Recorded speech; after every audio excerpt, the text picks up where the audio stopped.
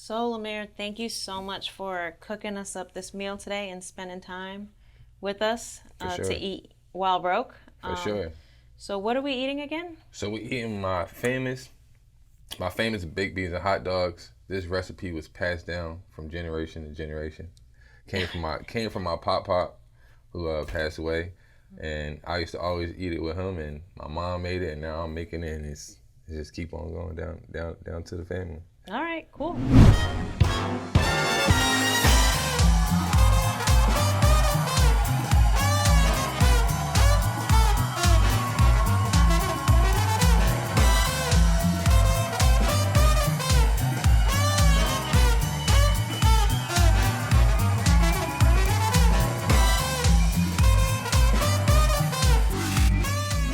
Walk us through this dish, and I'm just curious, when was the last time you ate this meal? I actually had this meal last night.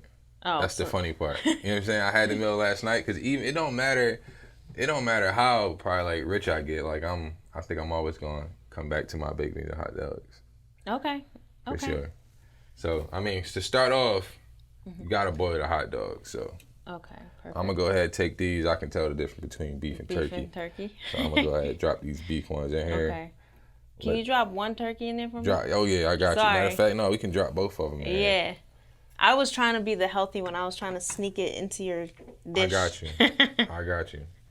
I'll make sure they separated too. Boil the hot dogs first. Get them nice and ready, and then once you get finished boiling the hot dogs, we gotta chop them up into pieces. So I'm gonna go ahead and use this fork. Okay. To- Okay. Sorry to No, you didn't cook you good. with a knife. You good? We're gonna break them down. We're gonna break them down into small pieces. Then once we break them down into small pieces, I'm gonna go ahead and dump the baked beans. I'm gonna take the water out of this pot, put it here, and put the baked beans in. Okay. Then I'm gonna put the baked beans in. I'm gonna season them up real good. You know, it's a certain ratio of butter to ketchup to sugar you gotta put in. Wow. That's what it.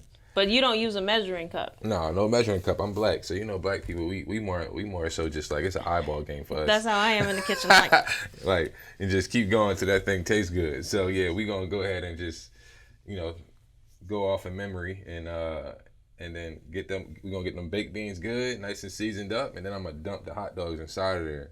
okay. And then it's gonna be all together in one thing, then dump it in a bowl and that's it. Awesome. So while we're waiting for this boiling water to boil, hopefully sooner than later, where are you from originally? I'm from Philly.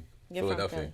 Yep. Is that where the love for Italian icy came in? Yeah, so Happy Ice is Philadelphia water ice. So it's a product I was raised on. So, when I came out here and noticed that, the product wasn't here, I was like going through withdrawal. Oh, And yeah. I was like, oh man, like no way. I gotta introduce, California to authentic Philadelphia water ice on top of me just wanting it for myself. So so that's when Happy Ice came to life, the idea, and I just went right for it. Yeah, I'm from New York, and growing up in New York, that was the signature treat. I did not know originally until I was older that it was from Philly. I don't know if it originated from Philly or Philly had their own, and then New York had their own. I think honestly, like, it's no real history on like Philadelphia water ice, to be honest with you, if you look it up. But I think it's just that Philly just does it a certain way. Because Italian ice and, New York, Italian ice and water ice is different. Like, water ice has, like, a certain texture to it. You get what I'm saying? Oh, there's a difference. Yeah, I didn't it's know a that. difference in the texture. So, like, Italian ice is more, like, icy. And then, like, Philadelphia water ice is more so, like, a fine, like, almost It's super cream. smooth. Like smooth, like, texture. That's why when I eat yours, it never has a chunk in it. Right. In New York, if you eat them, there's a chunk. Like, Right. you'll bite into, like, a harder piece Yeah. of it, but when I eat yours, it's smooth all the way through. Yeah, it's like a smooth texture all the way through. Super So it's smooth. like, it's a difference. It's a difference. So you Yeah. have perfected that. Awesome. Right. Yeah. I've definitely perfected that. So yeah, that has been our staple in Happy Ice, that texture. A lot of people have been blown away by that. Yeah, yeah. So did you always know since you were little you were gonna get into Happy Ice, or were there like pivots along the way? No, see, I went in, like, a lot of people kind of like, I'm not stuck to one thing. Like for me, I think I'm a hustler. I call myself a hustler. Entrepreneur is the word, but I'm a hustler. You get what I'm saying? So it don't matter what I sell. I feel like whatever I set my mind to, I'm gonna do it. So like, Happy Ice was just an idea that I felt like I was filling a void in the market of California. So that's why I did that. But no, it's not. I didn't grow up thinking I was gonna do Happy Ice. I just always knew I was gonna grow up and do something. And this just happened to be, one of my first steps, and it happened to be a big step for me. What caused the migration from Philly to Cali? A lot just the environment that I was in. Where I'm from, it's like, uh, it's just rough. You get what I'm saying? Yeah. It's rough. I lost a lot of. I looked at like basically the history of my family, and a lot of people in my family like got life in jail or either got killed. My dad got life in jail. His brother died in jail from life in jail. So it's like, and then a lot of my friends got killed growing up. And then the last thing that made me jump from Philly to LA was my brother passed away.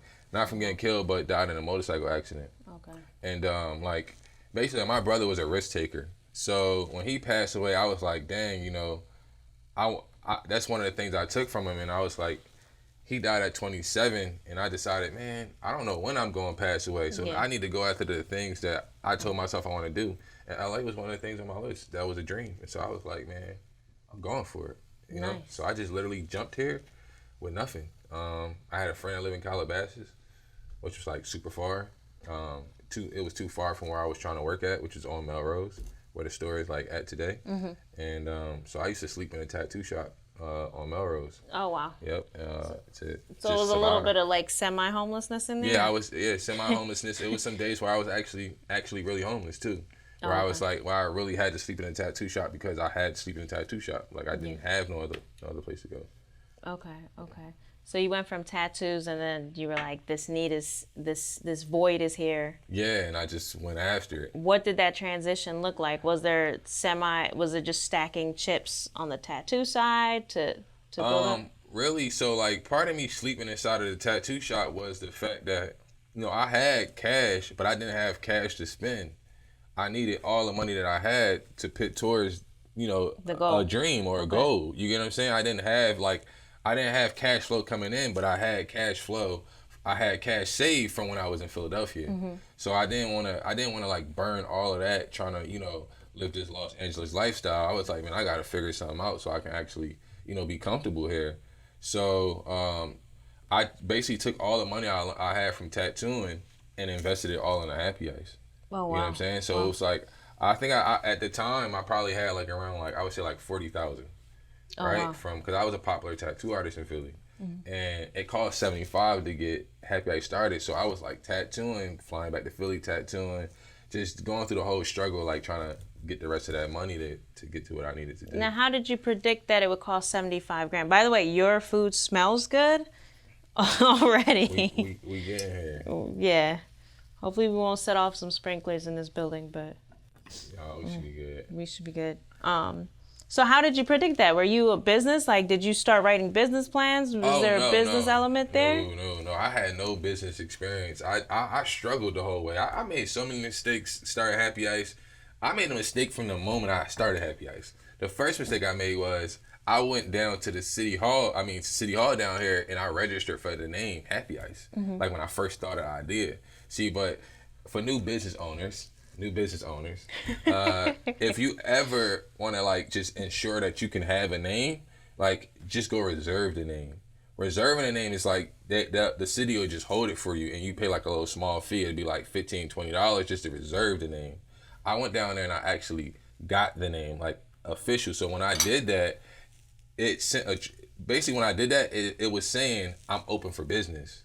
Oh. So it took me a year and a half to get Happy Ice open. So when I went to go file taxes for the first time, I had all these penalties because I didn't, I never filed from the initial time when I started the business. So I had like $3,000 in penalties, like tax penalties. Now I thought, was like killing myself. I thought the first year you file, because I did the same thing a bunch of times, and they eventually caught up with me, and I got liens on all my stuff. But I heard that the first year, or I was able to, and this could have been prior to your, or after, somewhere in there, but the first year, usually they have a forgivable, no? Yeah, it's like, so some of the stuff they forgave me on, but some stuff not. And they You know were what I'm like, saying? So nope. yeah, so it was some stuff for sure they gave me a break on. Okay. I won't lie, they gave me a break on some stuff because it was like you said, first year, but Yeah. it was some parts of it. No, it wasn't forgivable. I Okay. had to go ahead So and you pay it. lost money right Yeah, I had there. to. From day one, I lost money. Was You there know, like, ever like a move you made where you were like, okay, that's it. The pot is empty. We're done. We're not going to be able to get this ship off the ground? Or did you get it off the ground and yes, then? it was a point where I was scared. I remember I was shedding tears.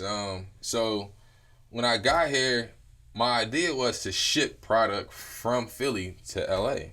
And so I thought that all I needed. So when I got here, I made the decision of, okay, I actually want to make the product myself. That way I don't have to rely on somebody to send me product, because if they slip up, then it'll shut down the whole business because I won't have product. So I had to save the money up to get the machines.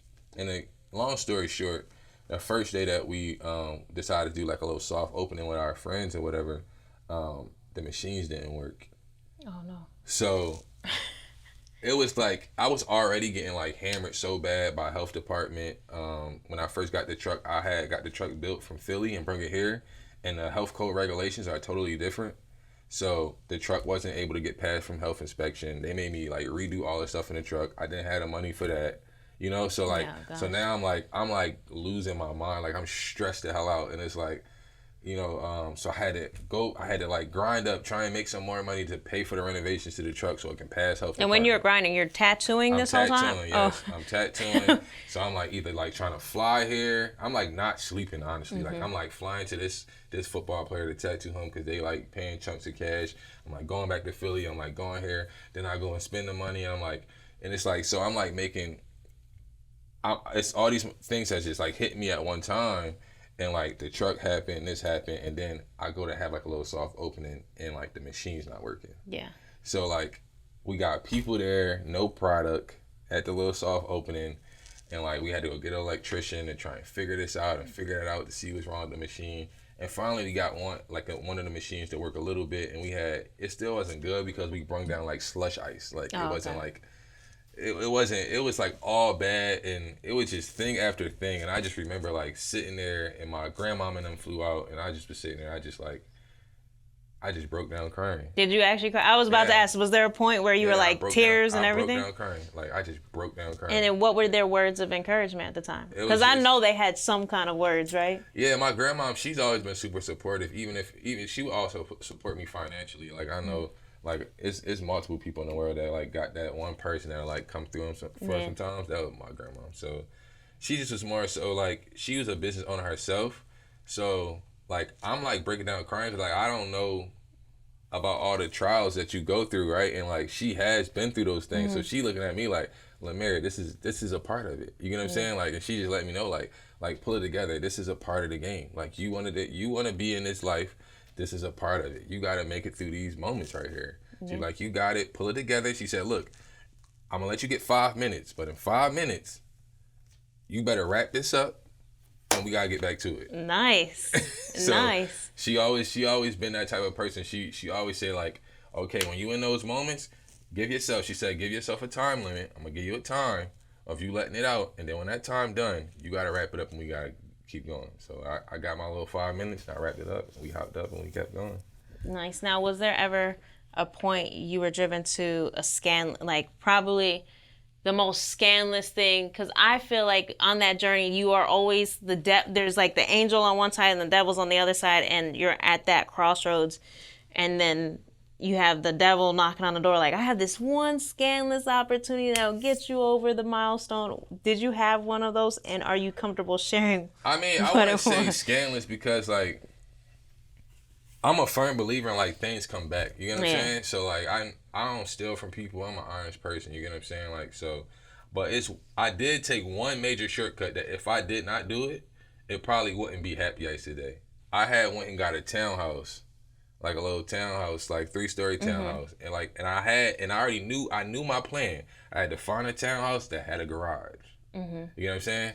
because I was like, all right, if I get a townhouse, we can live in there, and also we can turn like the other couple floors into like inventory, like holding stuff, like cups, napkins. Yeah. And then I was like, I need a garage because I need like a place to make the product.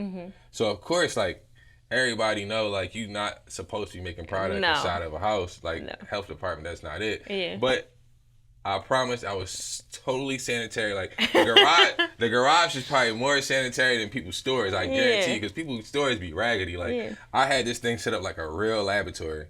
So I couldn't afford to go get a store. So I had the house as like our office space. To store all our different cups and like products and inventory, and then also was making product inside the garage. And I had like freezers in the garage. I had like 3-phase converters for the electric to like run the machines. Wow. And like I turned it into a full laboratory, and like that's what I was able to. I used that for honestly like for the first probably like year and a half, like 2 years of Happy Ice to like get it going. And that really took me over the edge. Like sometimes you gotta do what you gotta do. You know what I'm saying? Definitely have to. So what are the next steps in this meal? What do we have to do next? All right, so now we really good. These hot dogs have got to a point they done bust open. So is that how they're supposed to look? Oh yeah, Oh, okay. Just making sure. Especially, I like it when they look like this. Okay. What we gonna do now? Once they come out, I go ahead and I cut this up. These already like pretty much split. So I'm just gonna cut them down the middle. Awesome. And I'm just gonna break these into little pieces. Oh, and they look soft. Yeah. That looks good. Break them into little pieces. So while you're breaking them, so I've seen Will Smith. I was at a party the other day at a friend's house, and I was hanging out with a celebrity, and I was talking about you. And I was like, oh yeah, you guys got to bring your kids. You guys have to try Happy Ice. It's amazing. Promise you won't regret it. And then she looked in her phone. She's like, wait a minute. We've been there. I'm tagged on the Instagram. I love this place. Yeah. But what was the celebrity where you were like, oh my God, I got this phone call for this gig? And you've done a lot. I've seen Will Smith's one, which was pretty. I was about to say Will Smith. That right there, it's that one takes the cake. That one takes the cake. But if I had to say one, that one takes the cake. Is one, he from Philly, right? And like anybody moving from Philadelphia to California, automatically people like refer that to a Will Smith story. Like, West Philadelphia, born and raised. So it's like, we get to like, and I'm from West Philly and he from Overbrook, which is in West Philly. So like, it's like, I'm from West Philadelphia, born and raised. So it's like the whole story matches like perfecto, right? So it's like, just to have interacted with them and like, that was just a big moment because like he's been inspiring to us the whole time. You get what I'm saying? Like he's been the most inspiring person for Philadelphia for like decades. Like we got Kevin Hart now and like Meek Mill and stuff, but like Will Smith is like the icon, the face of Philadelphia, realistically. So what did that call look like when you got it? Man, it was for Jada's birthday. I wasn't even sure if we were gonna see Will Smith. It was for Jada's birthday. And so I made it real special. I made like a menu for her. Like this is none of the stuff she requested. I just did it because I was like, man, it's Jada. Like Will Smith, Jada. Like everybody know. You know what I'm saying? So I'm like, man, I gotta go all out. So I made a special menu. I made a special flavor for Red Table Raspberry. I made like a raspberry flavor water ice just for her. And we got there and we went to their crib. Crib is like super nice. They like basically like turned their like house into a production facility. Like they turned it into like a Warner Brothers. It's like crazy how they got it set up. And and then we end up serving everybody. Then she comes out and I'm like, oh snaps, there go Jada. You know what I'm saying? I let her, I'm like, look, check out the menu. She's like, oh, she's super happy to see the menu. And then I see Will and I'm like, oh shit. He's here. Like, you know what I'm saying? I thought he would be here too. I'm like, it's her birthday. Like, why would he be here for her birthday? This is his wife.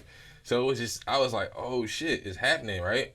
And then we get to talking and like the producers, like his producers that work for Westbrook or whatever, like they are like super fans of Happy Ice too. So like they couldn't hold in the story of like my story of being from Philly. So they started like pretty much just like telling my whole story to like them. They like, damn, like for real, and it's owned by you. And they like, yeah. And I'm like, yeah, it's black owned. They like, what? They like, man, let's show this brother some love. We gonna post him on our Instagram. And then they just start pulling like all the little directors from Westbrook or whatever. And it was like, look, shoot that part of the thing. Shoot that. And it just turned like a whole thing. Like out Wow. of nowhere. It was like, So amazing. and then they just started interviewing me like in front of the truck, and I'm like, this is fucking fake. And like me and Danielle, cause my wife there, cause you know of course she from Philly too, so I'm like, babe, you gotta come to this gig, right? Did you surprise her with it and just say, hey, we're going somewhere? Nah, I told her, I was like, babe, Will Smith and them hit us up, we gotta go together. Yeah. So like she came along with me, and like we just like after it's over, we like looking at each other at their house, and we like, did that just happen? And we like, yo, they really about to post this? And sure enough, next day they posted this on Instagram. It was crazy. And then you also did like Jason Derulo, I believe, right? Yeah, Jason, that was cool as hell too. How does that impact your business? Does it help it with? Oh yeah, all that stuff helps. Like all that stuff helps like a lot, like super a lot. Like honestly, social media is the biggest platform. Like anybody that's trying to figure out how to get their business out there, like social media is for sure the thing that they should be focused on, figuring out how they can take social media to the next level. Because Happy Ice, honestly, at this point, can go anywhere in the world. Yeah. It's nowhere we can't go where we won't be successful at this point. You get what I'm saying? Mm-hmm. And it's because there's so much like love we get from the celebrities. Like I was tattooing recently, like because I barely tattoo, but I was tattooing recently. A quick story, and the person I was tattooing has like a foundation in Africa. And I was like, damn, you think Happy Ice do good in Africa? And she's like, yeah. So we started like attacking like how that could work. And I was like, damn, what do they charge over there? So I can kind of like figure out what my profit margin would be, what's labor cost. So she ended up calling one of our people from Africa and was like, hey, yo, like, what is like a popular ice cream spot in where you at in Africa, and like what they normally charge? And the girl like, they like this super popping spot, it's like maximum $3 in US dollars. And and we like, oh yeah, and she like, why you ask? And she was like, oh, my friend Happy Ice that own Happy Ice, he right here, he was thinking about coming. And the girl was like, no fucking way. And she like, what? She like, Happy Ice? No, you talking about Happy Ice? And she like, yeah, Happy Ice. She was like, you not with them, you not with that guy. What? And she like, yes I am. So she FaceTime her, and the girl starts screaming like, oh my God, it's really you. And she like, if you bring Happy Ice to Africa, it would go crazy. Like, all the celebrities post your stuff. We all know about Happy Ice. And I'm like, what the fuck? Yeah, that's like, amazing. Is this serious right now? Like, yeah. Africa, bro. Like, social media is like... You guys did great with your social media, like, though. Social media is crazy. Yeah. Yeah, so... Whenever I'm trying to find you guys or hunt you down, I'll either... If I'm not by Melrose or by one of your stores, I'll try and track where's the truck. Mm-hmm. Yeah, that social media, you can't top that. But if I would say like a celebrity, I was like, Will Smith, like I said, he took the cake. But I was super surprised and like hype about doing a catering for Travis Barker. We did something for his daughter, and like I have a bunch of tattoos. Honestly, if it wasn't for Travis Barker, I probably wouldn't be tatted like this. Oh, you know what I'm saying? Like, okay. Like he's like the icon of tattoos. Yeah. So like, yeah, man. So like, I got to go to his crib, and it was so crazy when I froze when I saw him. Oh. I super froze. Like I had like a perfect moment to like actually like say something, and like I froze. Wow. I kept on walking. I was like, oh my fucking God. When I walked by, I was like, dude, I didn't take this. I didn't say something. I'm like, what happened? It was like, I could have said something. I froze. Like, I guess I was starstruck, I guess. I don't know. Like, but yeah. Yeah. My biggest, most favorite artist, celebrity of all time is Jay-Z. Oh, and I had an opportunity to work with him, and they just kind of threw me in front of him. Yeah. And the only word that could form was butter. And everybody was like, speak, and I was just like, butter. Yo, that was it. And they were like, butter. That's like, the best you could come up with. Bro, it's crazy. I saw Jay-Z before too. We did a catering for Diddy for his twins' birthday. They rented out like a skating ring. And I saw Jay-Z there. He was with Blue. It was cool. We had the Kardashians was there. The Kardashians was like, her kids was like killing Happy Ice. They was like murdering it. So that was dope. But yeah, Hov was like very calm and chill. Yeah, he's super chill. Yeah, and I feel like when he looks at you in your eyes, like he's searching for your soul, and you're like, you're not expecting that. I would love to have a real moment with him. When I saw him there, I was just like, I was catering, so I couldn't really like bust it up with him. But like, if I could bust it up with Hov, I would for sure like have a lot to say. So do you feel like success is here for Happy Ice and yourself and your family, or do you feel like there's another milestone, and what does success actually look like for you now?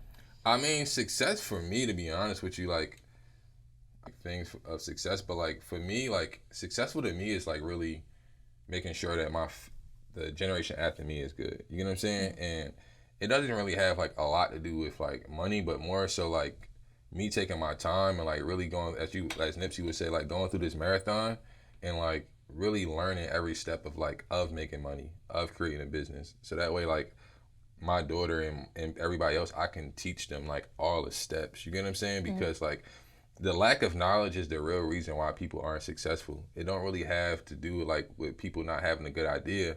A lot of people do have good ideas, but they don't understand how to really execute that idea, how to make that thing come to reality. What steps do you have to take? What steps shouldn't you take? You know what I'm saying?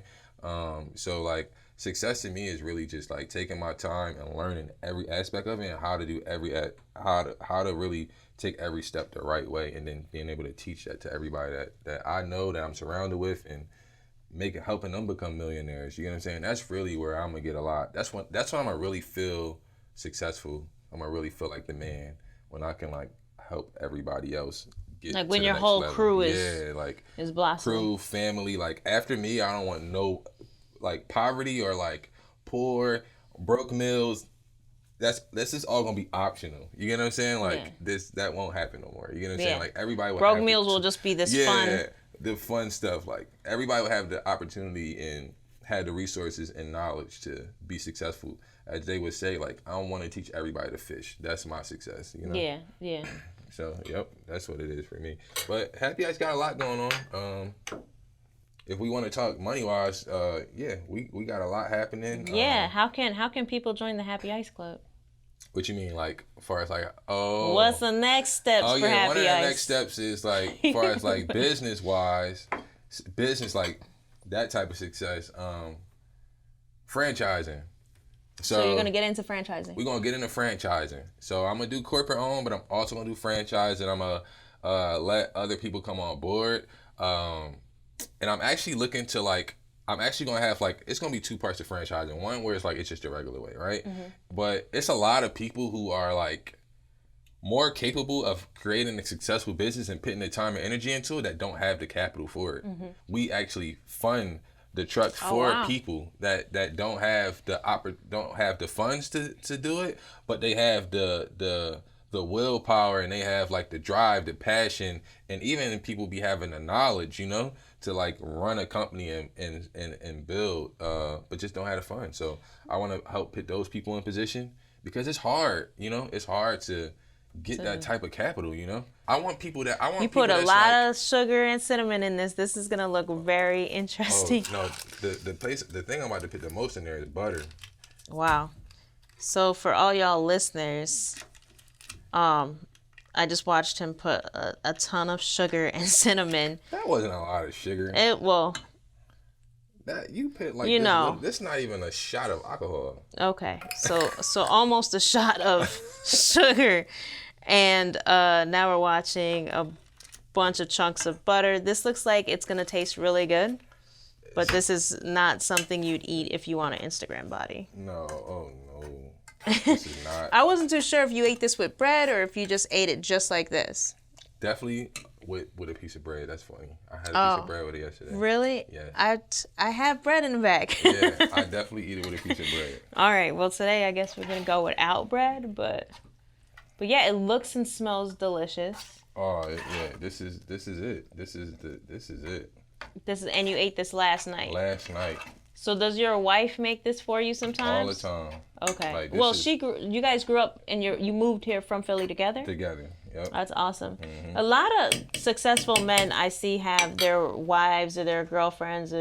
It's definitely a team effort. Do you feel like she played a pivotal role in what? Yes, definitely. definitely. When we first started Happy Ice, like everything was from scratch. So like I was thinking brand in the beginning, but I didn't have the money to invest into like things that make a brand. So like to make a brand, what you need like branded napkins, branded spoons, branded cups, like all these different things, and and I didn't have that. So like, just to give you an example, like we used to go off like 3 hours of sleep, especially me all the time, and she would do the same thing with me at a lot of times, right? Because we used to have to make the product, you know. Let me give you a quick walkthrough of our day. Please do. We would wake up in the morning. We had to wake up around like 7:30, right? 7:30, get ready, get to the actual truck, the Happy Ice truck at the commissary around like 9.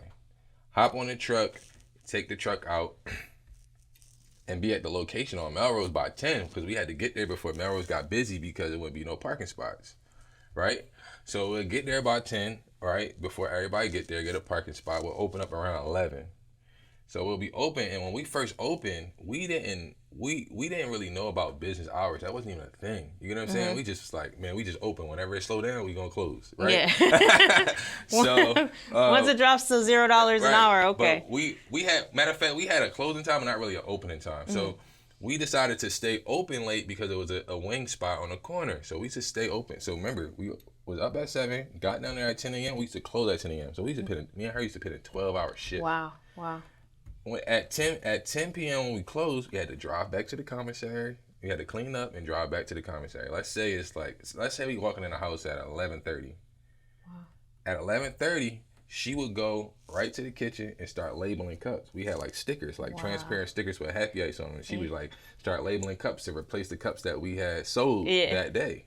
And I would go down in the basement and start making the ice. Yeah. So she would be up doing the cups. I'd be down there doing that. She'll be counting the cash. And she would probably, let's say she ended and was ready to go to sleep like around like 2. And then sometimes I'll be ready at 2, but a lot of times I have to go to like 5, like especially for weekends because we have busy weekends. So I'll be up to 5 in the morning. Then I get like a couple hours of sleep, maybe like 2, 3, and hop right back up and do it all over again. Wow. And this was me and her all day. So like if I didn't have her there to do like the other pieces, like, man, I don't know. Like that would have been more of a struggle for me. Like trying to figure out how can I do all that, and I'm not sure. You know, I probably would have worked it out, but it would have been like, I don't know. I couldn't even tell you, and I'm happy I never found out neither because I had her. So. Yeah, I love hearing like the husband wife duos and. Yeah, and she deserves credit for sure. Sure. And I wouldn't have it no other way. You get what I'm saying? And like, I take a lot of pride. I take a lot of pride in my wife. You get what I'm saying? Because on top of like this whole business thing, like I would call myself, I guess people would call me like an influencer. You get what I'm saying? Like the person I'm really inspired by is like somebody like LeBron. You get what I'm saying? Like I want to be like I want to attach myself to his image of like businessman who also take pride in his family. Yeah. You know what I'm saying? Like he don't, like when have we heard about LeBron in the news about cheating on his wife or you know what I'm saying, or like being disloyal to her or disrespecting her. You get what I'm saying? Yeah. Like he's always super respectful. So like I take pride in my wife. She's been along this journey and I want to just like be like another version of him. You get what I'm saying? Yeah. Like, so. And that's cool because that is a true statement. I know as a woman watching that, you're like, wow, that's a beautiful thing. I pray to God my man, you know, can see the value in that. Yeah. Now let's try this meal. Yes, baked beans and hot dogs. Here we go. Thank you so much for feeding us. You first. Thank you. You got some turkey and beef in there. That's good. I'm hungry. All right. I've been smelling this. Oh, I put mine on the plate. No. Well, hey, it doesn't matter. It all works. All right, here goes the test. Let's see if his eye seasoning skills is good. Ready? Oh my gosh. This is fire. There we go. This is so good. There we go. Yep. This is so good. I feel bad for the crew that is not trying this. Baked beans and hot dogs. I'm telling you. Yo, this is so delicious. It don't matter how much money you make. You can always go back to a baked bean and hot dog. And you can taste the cinnamon and sugar. Yeah, and you could put this thing like tomorrow, same time, heat this thing up, put a little water in there, loosen that up a little bit, microwave it. It's gonna taste the same. It might taste better. It's like spaghetti. Thank you so much, Lemeir, for coming out and feeding us an amazing dish on Eating While Broke, and I hope to see you soon. Was it surprisingly good, though? It was absolutely amazing.